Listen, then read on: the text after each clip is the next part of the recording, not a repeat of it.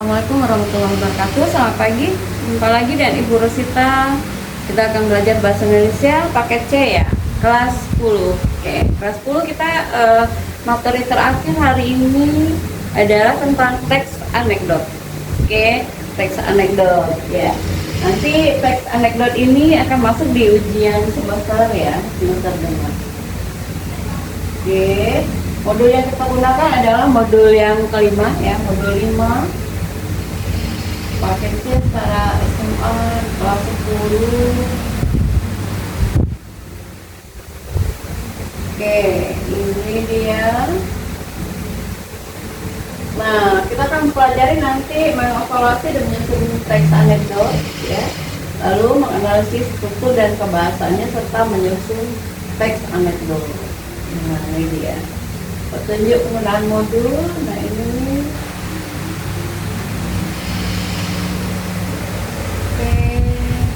nah, tujuan yang diharapkan setelah mempelajari modul adalah setelah selesai mempelajari modul ini, Anda diharapkan memiliki kemampuan menentukan isi teks anekdot dari aspek makna tersirat ya, makna tersirat. Oke, ini dia. Terus menyusun makna tersirat dalam aspek dalam sebuah teks anekdot. Lalu menganalisis struktur dan kebahasan teks anekdot. Kemudian menulis teks anekdot dengan memperhatikan struktur dan kebahasan baik lisan maupun tulis berkaitan dengan pekerjaan atau kehidupan sehari-hari. Nah, ini antar modul nanti bisa sama-sama dibaca. Oke, nah ini dia unit 1, mengevaluasi dan menyusun teks anekdot. Tujuan dan petunjuk belajar. Nah, setelah selesai mempelajari materi pelajaran unit 1 ini, Anda diharapkan dapat mengevaluasi teks anekdot dari aspek makna tersirat. Oke. Menentukan isi teks anekdotnya, menilai makna tersirat dalam teks anekdot. Nah, ini menyusun makna tersirat dalam sebuah teks anekdot. Oke. Mengidentifikasi makna tersirat dalam teks anekdot, menyusun makna tersiratnya. Lalu lagi ini dia pokok-pokok materi. Nanti ada pengertian teks anekdot, ciri-cirinya, tujuan teks anekdotnya, isi dalam teks anekdot tersebut. Lalu terakhir makna tersirat dalam teks anekdot. Uraian materinya, pengertian teks anekdot. Teks anekdot adalah ya, teks sebuah karangan cerita atau kisah yang bisa jadi berdasarkan pengalaman hidup seseorang yang ditulis secara singkat, pendek, dan lucu tentang berbagai topik seperti pendidikan, politik, lalu ada hukum, sindiran, kritikan, dan sebagainya.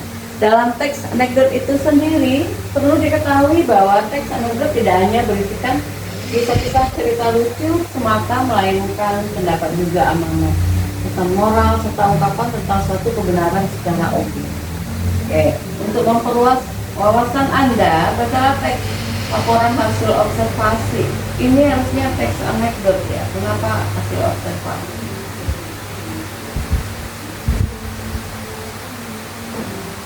Nih, SBI, Sekolah Bertarif Internasional. Oke, suatu ketika di sebuah sekolah negeri, entah di mana, ya, seorang bapak guru memberitahu kepada anak didiknya bahwa sekolah mereka akan berubah status menjadi sekolah SBI. Nah, bapak gurunya bicara, anak-anak, ada kabar gembira untuk kita semua gitu. Ya. Tidak lama lagi sekolah kita akan menjadi sekolah SBI, Sekolah Bertaraf Internasional. Nah, untuk menyambut hal ini, saya mau tanya, apa yang akan kalian siapkan? Tanya sang guru. Joni, apa yang akan kamu lakukan untuk menyambut ini? Nah, tanya guru tersebut lebih lanjutnya. Dengan sigap si Joni pun menjawab pertanyaan guru. Belajar bahasa Inggris agar mampu berbicara bahasa Inggris, Bu, jawab Joni. Bagus sekali. Kalau kamu Joni, kalau kamu Jono, tanya guru kepada Jono. Harus siapkan uang, Pak, jawab Jono. Loh, kok uang? Tanya guru lebih lanjut. Iya Pak, soalnya kalau sekolah kita statusnya sudah SBI, pasti bayarnya lebih mahal. Masa sih bayarnya sama kayak sekolah biasa? Udah gitu, pasti nanti diminta iuran untuk ini itu. Jelas Jono lebih lanjut. Jawabanmu kok sini sekali? Nah, begini loh, kalau sekolah kita bertaraf internasional, artinya sekolah kita itu sama dengan sekolah luar negeri. Jadi kalian seperti sekolah di luar negeri. Sang guru melanjutkan penjelasannya. Tapi Pak, menurut saya SBI itu bukan sekolah bertaraf internasional, tapi sekolah bertarif internasional. Jono juga melanjutkan penjelasan. Nah, sumber yang dikutip adalah sumber HTTP www.ilmusiana.com. Nah, sejauh ini kita telah membahas tentang pengertian teks anekdot.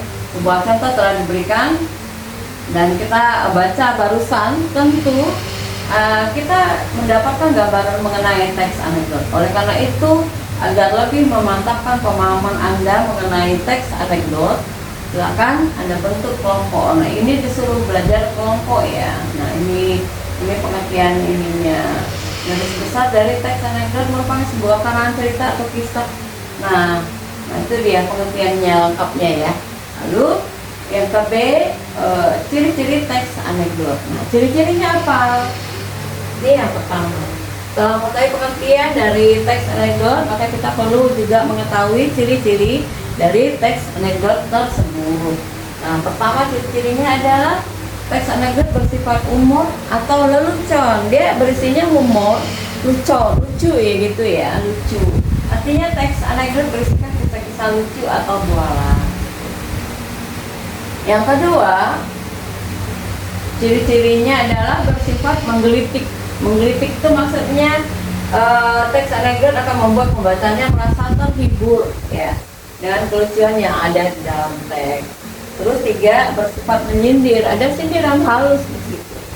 Terus bisa jadi mengenai orang penting, terus memiliki tujuan tertentu, lalu kisah cerita yang disajikan hampir menyerupai dongeng gitu ya. Lalu yang terakhir ciri-cirinya adalah menceritakan tentang karakter hewan. Itu boleh saja. Karakter hewan dan manusia sering terhubung secara umum dan realistis. Nih, itu adalah ketujuh ciri-ciri dari teks anekdot. Nah, kita lanjut. Tujuan dari teks anekdot itu adalah tujuannya ya, yang ditujukan untuk membaca dalam setiap kisah cerita yang ditulis. Tujuan-tujuan tersebut merupakan latar belakang bagi pengarang atau penulis untuk menulis sebuah teks anekdot. Mengapa seseorang penulis itu bisa menulis anekdot? Nah, tentunya penulis mempunyai tujuan tertentu sehingga ia menulis teks anekdot. Berikut ini merupakan beberapa tujuan dari penulis teks anekdot, yaitu untuk membangkitkan tawa bagi pembacanya. Ada tawa karena dia lucu ya, sebagai sarana penghibur dan sebagai sarana pengkritik. Nah, isi teks anekdot itu lebih cenderung kemana? Ada memiliki dua macam isi. Isi yang pertama adalah isi yang tersurat dan yang tersirat.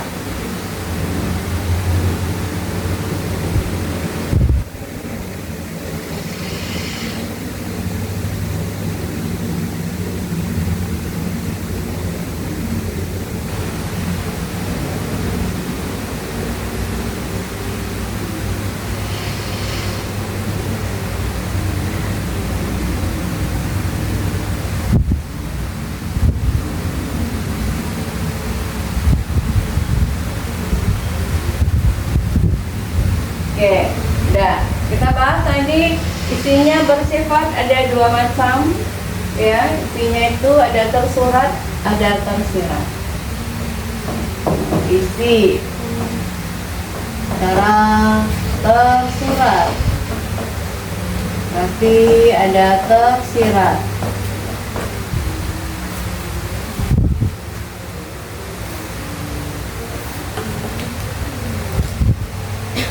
Oke, kalau yang tersurat berarti yang tergambar atau yang tertulis di sini.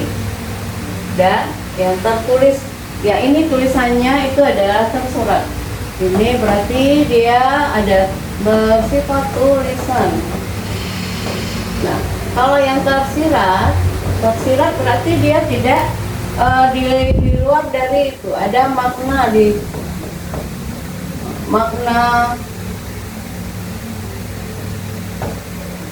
dari tersiratnya, ya, makna kiasan namanya. Nah, ini ada ya. Ini kan ada di sini tersirat dan tersurat. Nah, berarti ini bersifat kiasan, ini dia kiasannya. Lalu yang isi tersurat adalah isi yang ditulis secara harfiah dan langsung dapat dibaca ya, baca di dalam teks anekdot. Nah, sedangkan makna tersirat, nah ini dia, ada makna kiasan di dalamnya, berhubungan dengan situasi dan kondisi masyarakat pada umumnya gitu. Oke. Nah, ini ada penjelasannya. Makna tersirat dalam teks anekdot selain lucu, menggelitik, menyindir, teks anekdot juga menyimpan makna tersirat yang berisi pesan moral. Ya. Nah, ini kiasan ini sama dengan maksudnya pesan moral. Nah, pesan moral. Apa yang ingin disampaikan pengarang atau penulis? Nah, ini pesan moral yang ingin disampaikan kepada para pembaca. Biasanya pesan moral yang terkandung dalam makna tersirat ini memiliki kebenaran universal. Bila kita cermati teks anekdot berjudul SBI tadi, Sekolah Bertaraf Internasional, tersebut memiliki makna tersirat yang antara lain sebagai berikut. Yang pertama, sekolah yang bagus pasti bayarannya juga mahal. Nah, itu dia bahasa isyaratnya. Terus yang kedua, secara tersiratnya adalah sekolah yang bagus dan bayarannya mahal hanya bisa diakses oleh orang-orang berduit saja atau orang-orang yang memiliki banyak uang saja. Itu dia bahasa tersiratnya. Yang ketiga, maksudnya adalah banyak industrialisasi dan kapitalisasi dalam bidang pendidikan. Jadi ada perkotak-kotakan di situ. Oh, ini orang kaya, ini tidak gitu. Nanti akan kelihatan di situ. Nah, yang keempat adalah sekolah yang bayarannya mahal belum tentu bagus. Nah, kualitasnya belum tentu bagus walaupun dia sekolah internasional mereknya. Nah, itu dia maksudnya. Yang kelima adalah banyak jenis iuran yang dipungut di sekolah yang bagus. Banyaknya iuran, oh bayar ini, bayar uang bayar uang iuran apa-apa gitu kan ya, banyak kan yang dipungut biaya gitu. Selain dari SPP yang sudah dibayar setiap bulan. Nah, setelah ini tentang bicara tentang pengertian teks anekdot tadi kita sudah bicarakan, terus ada ciri-cirinya, lalu ada tujuannya, ada si teks anekdotnya, terus mengenai yang tersirat itu ada apa saja, berarti berisi pesan moral ini dia. Ini penugasannya kita lihat saja, ini ada aspek yang ditelaah pengertiannya. Butuh uraian saja ini di lembar kerjanya. Nah, ini ada contoh nih, teks anekdot Albert Einstein. Mengapa bebek-bebek suka menyeberangi jalan raya? Coba kira-kira mengapa? Nah, si Newton jawab, bebek-bebek yang suka berdiam diri cenderung akan berdiam terus, sedangkan bebek-bebek yang senang bergerak ya begitu terus, termasuk mereka yang selalu senang menyeberangi jalan raya itu. Nah, jawaban Albert Einstein, saya kira tidak begitu. Apakah bebek-bebek yang menyeberangi jalan raya atau jalan raya yang menyeberangi bebek-bebek? Nah, saya kira hal itu bergantung pada cara kita memandangnya, alias sesuai dengan hukum relativitas. Nah, ini yang diminta adalah tokoh yang melatar belakang ini teks anekdot. Siapa saja tokohnya? Apakah agamawan, politikus, ilmuwan, sejarawan, negarawan? Adalah ilmuwan. Oke. Tuh, itu dia. Nah, seperti ini nanti ujian soal ujian. Oke.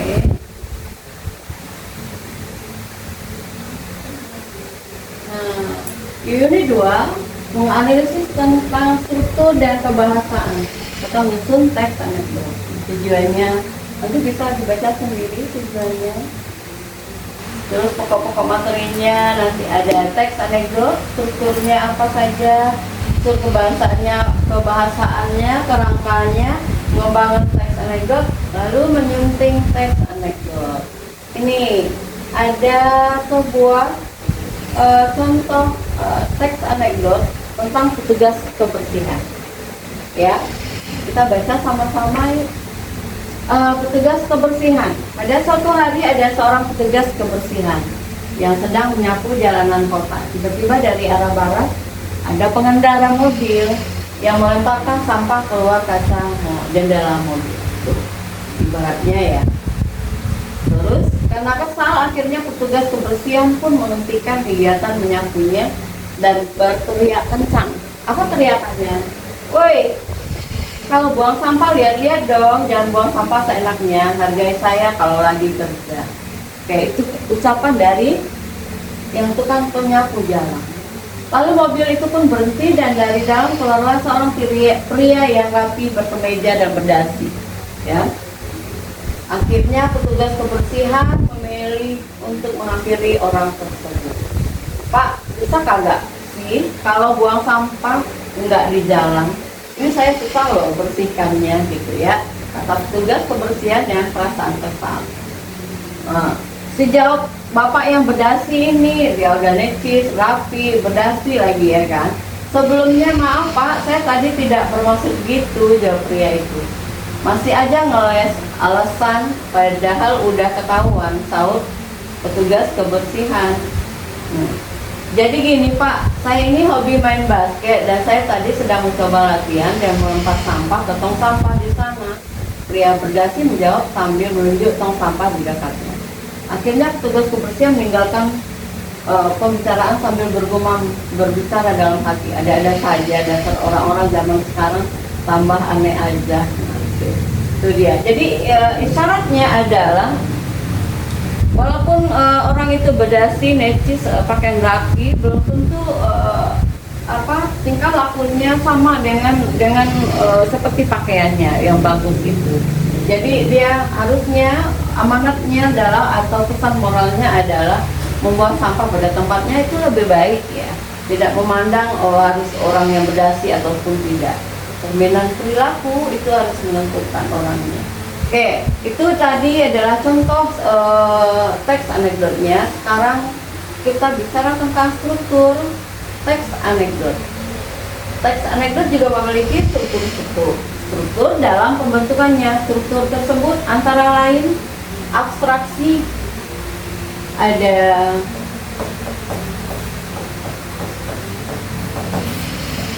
abstraksi. Ini adalah topik awal yang dibicarakan itu apa? Nah, ini awal ya. Abstraksi ini bagian awal paragraf berisikan gambaran awal tentang isi dari teks anekdot. Nah, ini contohnya. Di suatu pagi Angga lagi asik menyantap soto di warung makan favoritnya. Seusai merasa kenyang, Angga langsung berdiri dan bergegas pulang. Nah, dari isyarat itu apa? Nah, nih dia awalnya mau makan soto di warung favoritnya ya. Terus yang kedua adalah tentang orientasi. Nah, bagian orientasi ini apa? Bagian ini berisi awal mula, latar belakang. Ini lebih ke latar belakang. Nah, latar belakang terjadinya satu peristiwa atau kejadian yang terjadi di dalam teks tersebut. Contoh nih, di tengah-tengah bepergian untuk pulang, Angga tertimpa musibah berupa kecelakaan karena serempet sepeda motor yang lagi ugal-ugalan. Akibat kecelakaan itu, akhirnya putus sandal Angga. Ya, jadi sandalnya putus ya. Nah, itu. Oke, yang ketiga bentuknya event, ada krisis, ada reaksi, ada koda. Nah, ini yang ketiga adalah event. Event maksudnya berisi rangkaian peristiwa yang terjadi. Ini event. Oke, ada rangkaian peristiwa.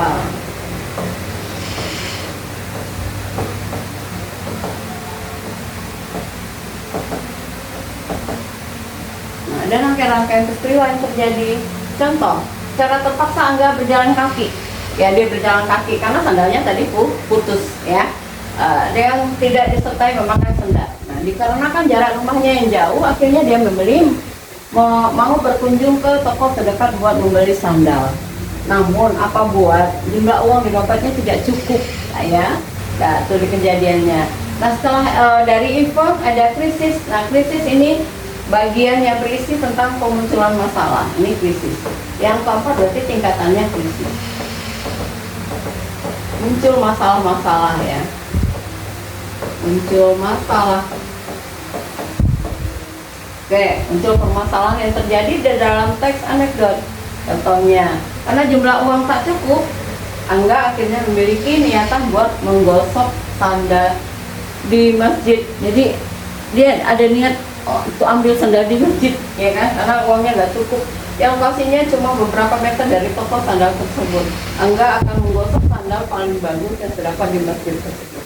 Niatnya udah nggak bagus ya. Nah, yang kelima itu bagian reaksi. Kalau bagian reaksi berarti berisikan langkah penyelesaian masalah yang timbul dalam bagian krisis yang tadi. Ini karena dia niatnya mau nyolong sandal. Akhirnya tiba juga hari persidangan Angga.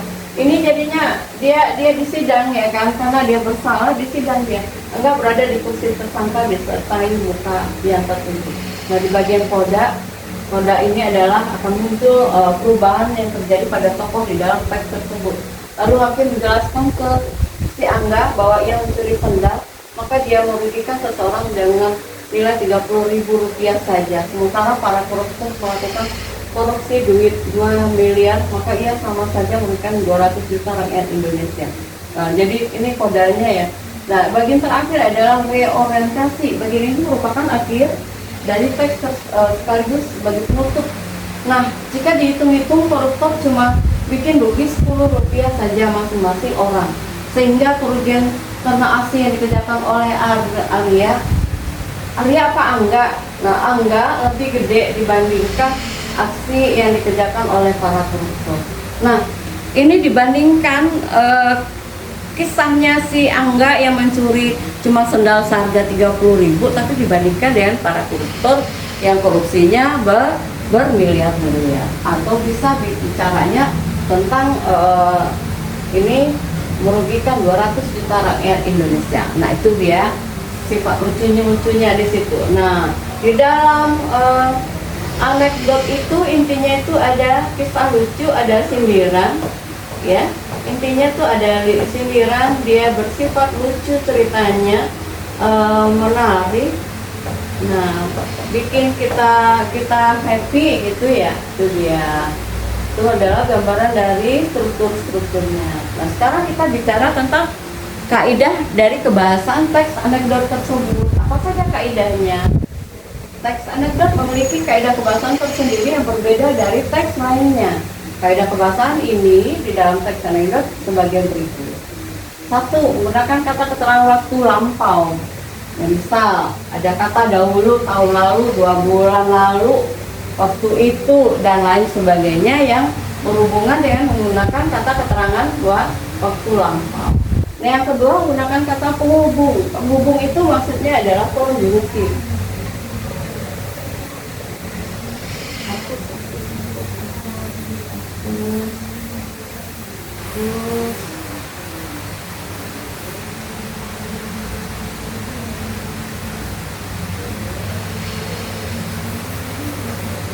Oke, bicara konjungsi.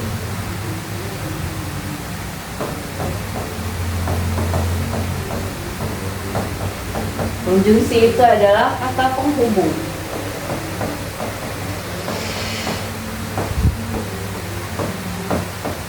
Nah, kata penghubung apa yang sering digunakan di sini? Kata penghubungnya konjungsi yang di antara paragraf 1 dan lainnya ada kata dan, ya, dan atau, karena, nah, dan seterusnya dan lain-lain.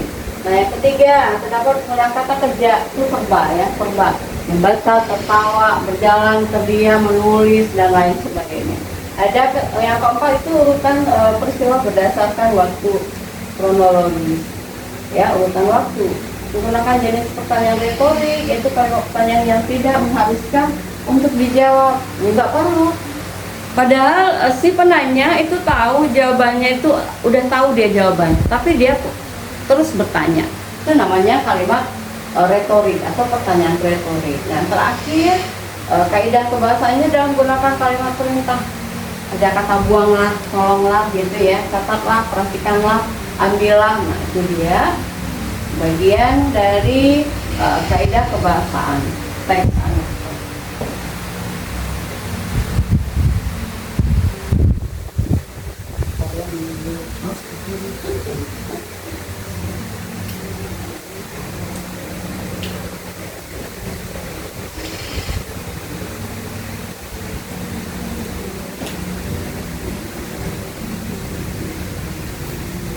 Oke, lanjut. Nah, selanjutnya adalah membuat kerangka teks anekdot. Kerangkanya harus diperhatikan apa-apa saja langkah-langkahnya. Ada beberapa langkah nih. Tentukan topik dulu yang pertama. Topik yang ditentukan itu bisa saja bersifat sindiran yang akan diberikan, dan pada siapa sindiran itu ditujukan. Itu dia menentukan topik. Yang kedua, mengumpulkan bahan-bahan yang bisa kita gunakan untuk menyusun teks anekdot adalah pesan moral yang apa yang akan kita sampaikan, humor apa yang akan kita pilih, lalu pada siapa pesan moral tersebut akan disampaikan. Jagalah agar peristiwa yang kita gunakan berhubungan dengan peristiwa nyata di sekitar kita. Jadi kalau yang ceritanya yang nyata di sekitar kita, orang akan langsung langsung fokus gitu ya. Oh, ini menarik nih untuk didengar nih.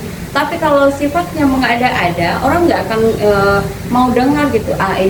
Ini mitos, ini nggak nyata nih ya. Pasti gitu. Oke, itu dia ininya. Terus terakhir, membuat agar cara penyampaiannya tetap lucu tetapi bernilai pendidikan. Ada amanah disampaikan. Nah, ini menyusun kerangka, lalu mengembangkan kerangkanya seperti apa. Pengembangan kerangka menjadi sebuah teks anekdot yang menarik, lucu, menyindir, dan mengandung pesan moral. Oke. Selanjutnya, setelah mengembangkan kerangka, kita menyunting kembali teks tersebut. Bagaimana langkah terakhirnya? Langkah terakhirnya adalah dalam proses penulisan teks anekdot adalah menyunting teks tersebut. Penyuntingannya difokuskan ke dalam beberapa hal. Pertama, tentang penggunaan EYD. Dulu bahasanya EYD ya. EYD itu adalah ejaan yang disempurnakan. Tapi sekarang lebih ke EBI. Bukan EBI udang itu kecil-kecil ya. EBI itu adalah ejaan bahasa Indonesia. Nah, itu perubahannya. Ini yang terbaru. Kalau yang lama itu disebut dengan EYD. Nah, ini perubahannya ke yang baru itu dia. Oke, itu dia perbedaannya. Ya, apakah teks anekdot itu ini salah ketik ya kan? Sudah menggunakan kalimat efektif atau belum gitu ya? Terus kalimatnya rancu apa tidak? Nah, itu kita patut. Apabila belum, berarti kita harus mengubah menjadi kalimat yang lebih efektif. Yang selanjutnya adalah setelah menyunting kembali teks yang kira-kira ada kesalahan bahasanya, nah kita akan mengembangkan teks anekdot tersebut berupa ada abstraksinya, ada orientasinya, ada krisisnya gitu ya. Lalu ada reaksi, terus koda yang di bagian terakhir. Nah, di sini kita perlu menyunting teks anekdot lagi. Menyuntingnya bagaimana? Mengoreksi teks yang dibuat, koreksi teksnya berdasarkan kesesuaian isi dan topik, kaidahnya, kebahasaannya, dan lain-lainnya. Terus merevisi juga teks sesuai dengan hasil suntingan. Pada tahap ini penulis menulis ulang teks yang sudah disunting atau yang sudah dikoreksi, jadi ditulis lagi lebih rapi. Yang salah-salah kita singkirkan.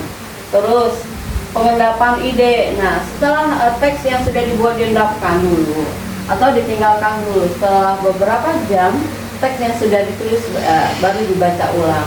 Apakah masih ada yang salah atau sudah sesuai dengan harapan kita? Nah, kalau masih ada yang salah, perlu dibenahi lagi. Selanjutnya terakhir memberi judul. Nah, judul yang dipilih harusnya menarik pembaca. Itu dia. Nah, ini rangkumannya tadi yang sudah kita bahas dari awal ya. Ada struktur teks anekdot, terus kaidah pembahasannya, ada kerangka teks anekdotnya, mengembangkan teks anekdot dan lainnya. Terakhir adalah pemimpin teks anekdot. Itu dia pembelajaran kita pagi ini. Nah, untuk persiapan ujian semester akhir ya, semester akhir semester genap ya, kita nanti soalnya ada untuk UAS genap PG itu ada 15, esai ada 5 soal. Jadi totalnya ada 20 soal, skor ada 100. Kita coba bahas soal ya, soalnya.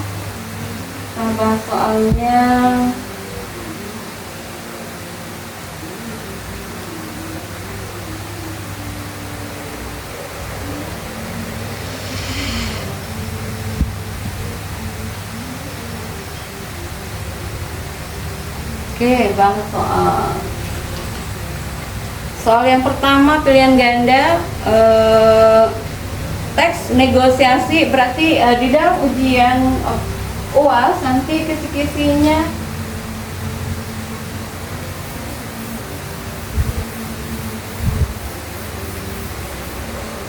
kisi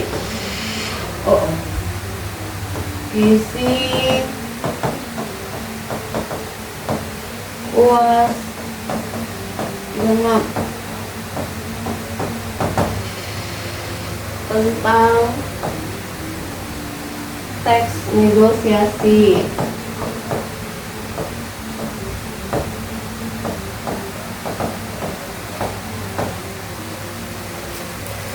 Lalu ada teks anekdot.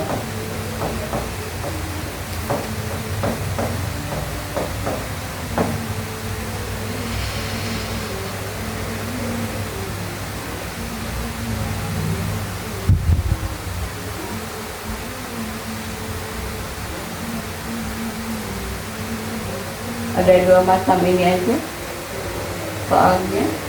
Oke, yang pertama contoh soal ya. Contoh soalnya nanti keluar seperti ini. Teks negosiasi adalah teks yang berisi tentang titik-titik. Jawabannya A, cerita lucu semata. B, proses tawar-menawar untuk mencapai kesepakatan. C, penjelasan ilmiah. D, cerita pengalaman pribadi. Terus yang E, teks berita. Nah, pilihan jawabannya apa? Proses tawar menawar, karena kan teks negosiasi. Kalau negosiasi berarti tawar menawar sesuatu untuk mencapai kesepakatan. Nah, itu dia jawabannya. Nomor 2, tujuan utama teks negosiasi adalah titik-titik. Nah, A, menghibur pembaca. B, memberikan informasi. C, mencapai kesepakatan bersama. D, mengkritik pemerintah. E, mengajak pembaca. Apa jawabannya? Tadi teks negosiasi itu bentuknya adalah tawar-menawar. Berarti kalau tujuannya berarti apa? Mencapai kesepakatan bersama. Jadi jawabannya adalah C, bagian kedua. Terus yang pertama tadi B. Oke, tiga struktur teks negosiasi yang benar adalah apa urutannya? A, orientasi, komplikasi, resolusi. B, pembukaan isi, penutup. C, orientasi, pengajuan, penawaran, persetujuan, dan penutup. D, abstrak, orientasi, krisis, reaksi, koda. E, tesis, argumentasi, penegasan ulang. Nah, yang bagian mana? Nomor 3, bagiannya adalah orientasi, pengajuan. Nah, nih, C dia jawaban. C. Ya, orientasi, pengajuan, penawaran, persetujuan. Dan terakhir adalah bagian penutup. Itu dia.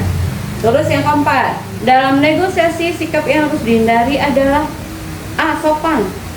Sopan masa dihindari? Tidak kan? Itu berarti bukan jawaban.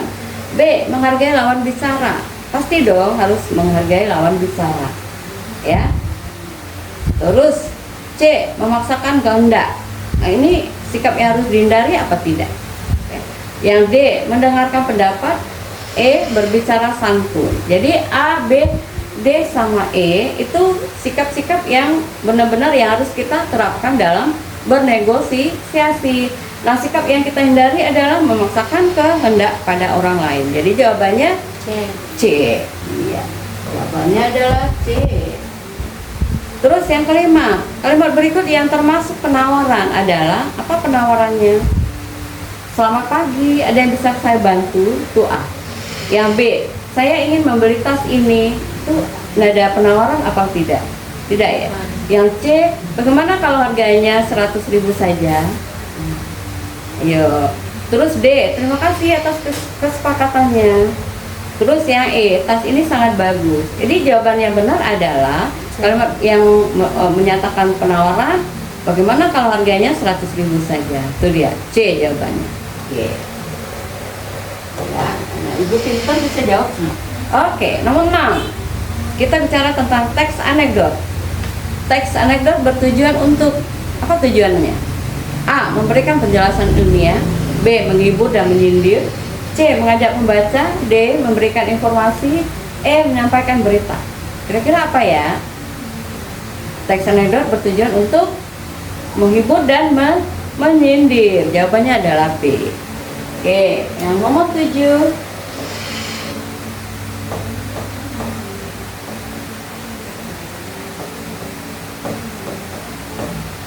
Namanya adalah jawabannya B. Sifat menyindir mengandung ya menghibur dan menyindir. Yang 7. Ciri utama teks anekdot adalah A. Bersifat serius. B. Mengandung humor dan kritik. C. Berisi fakta ilmiah. D. Menggunakan bahasa baku sepenuhnya. E. Tanpa konflik. Jawabannya B. B. Jawabannya adalah B. Berisi mengandung humor dan kritik. 8. Struktur teks anekdot yang tepat adalah bagian apa? A. Orientasi komplikasi ada resolusi. B. Abstrak ada orientasi, ada krisis, ada reaksi dan koda. Ya. Lalu pembukaan, isi, penutup. D. Tesis, argumen, penegasan ulang. E. Pendahuluan, isi dan simpulan. Apa sifatnya? Ada abstraksi, ada orientasi, ada krisis, ada reaksi dan koda. Jawabannya adalah B, nomor 8. B, lagi B. Lagi ke B. Nomor 9, bagian krisis dalam teks anekdot berisi. Krisis, ingat tadi krisis. Krisis itu bagian apa? A. Penutup cerita. B. Pengenalan tokoh. C. Masalah yang memuncak. D. Penyelesaian masalah. E. Pesan moral. Bagian apa dia? Masalah. Kalau krisis berarti masalah yang memuncak. Jadi jawabannya C. 10. Contoh kritik dalam teks anekdot. Cerita lucu tentang anak sekolah, sindiran terhadap pelayanan publik. Lalu ada kisah sejarah, penjelasan ilmiah, cerita fiksi biasa. Nah, lebih kemana dia contohnya? Bagian B. Sindiran terhadap pelayanan publik gitu. Oke. Jawabannya adalah B, nomor 10, 11, 12, 13, 14, 15. Tuh. Dia ada 15. Soal ke-11, kalimat berikut termasuk bagian orientasi dalam teks anekdot adalah apa? A. Akhirnya ia sadar akan kesalahannya. B. Suatu hari di kantor pelayanan publik. C. Petugas itu tetap tidak peduli. D. Orang-orang tertawa mendengarnya. E. Inilah akibatnya. Yang ke-10, 11 jawabannya adalah suatu hari di kantor pelayanan publik bla bla bla bla. Itu kalimat yang termasuk bagian orientasi dalam teks anekdot. Oke, itu dia. Jawabannya adalah B. 11 B. Terus 12, bahasa dalam teks negosiasi sebaiknya A. Kasar. B. Santai berlebihan. C. Persuasif dan santun. D. Tidak jelas. E. Bertele-tele. Nah, lebih kemana ini? Lebih ke persuasif dan santun? Jawabannya adalah C. Oke, 13. Berikut ini yang bukan termasuk unsur dalam negosiasi. Apa dia jawabannya? Nah, pihak yang bernegosiasi, kepentingan yang berbeda, kesepakatan, konflik bersenjata, proses tawar-menawar. Dan apa dia proses tawar-menawar atau apa ini jawabannya? Lebih ke konflik senjata. Berikut ini yang bukan ya, yang bukan berarti jawabannya adalah 14. 14 itu dalam teks anekdot bagian koda berisi pekawal cerita, konflik, pesan atau kesimpulan, latar belakang, dialog. Lebih kemana? Jawabannya adalah pesan atau kesimpulan. Lebih ke C. Terus 15 perbedaan utama teks negosiasi dan anekdot adalah bagiannya apa?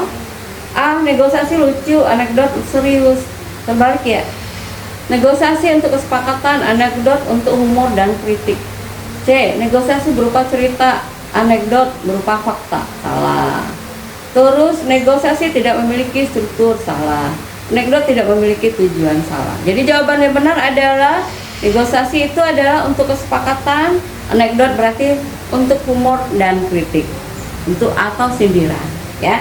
Jadi jawabannya adalah C. Itu kira-kira seperti itu soal-soal nanti yang keluar di ujian semester akhir semester genap ini. Oke, semoga anak-anak ibu bisa menjawab soal yang baik, belajar lagi. Jadi materi yang keluar tadi apa saja?